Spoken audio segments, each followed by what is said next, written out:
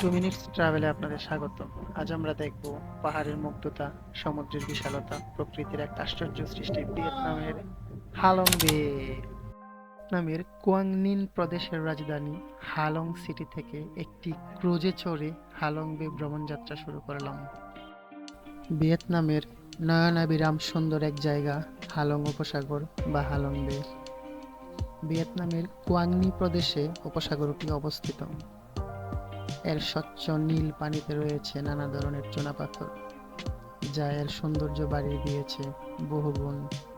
পুরো হালং বেতে আছে প্রায় 1000-এরও উপর দ্বীপ। সেসব দ্বীপে পাহাড় ও পাথরের ভেতরে আছে বিশাল বিশাল গুহা। প্রাকৃতিক সেসব গুহার মধ্যে সবচেয়ে বড় গুহাটি হচ্ছে সারপ্রাইজিং কেভ। ক্রুজগুলো ছড়িয়ে ছিটিয়ে চলছে। এগুলোর বেশিরভাগই পর্যটক ক্রুজ।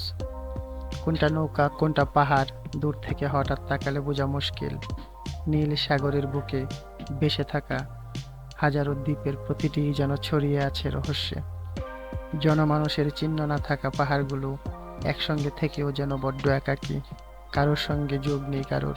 নিভৃতে দাঁড়িয়ে হাজার বছর পার করে দেওয়া চুনাপাথরের এসব পাহাড়ই কিন্তু বাড়িয়ে দিয়েছে সাগরের সৌন্দর্য। এক দৃষ্টিতে তাকিয়ে থাকলে মনে হয় যেন ভাসছে ছোট বড় সবুজ রঙের অসংখ্য দ্বীপ। বুঝলাম কেন প্রতি বছর হাজার হাজার পর্যটক ছুটে আসেন হালং উপসাগর দেখতে।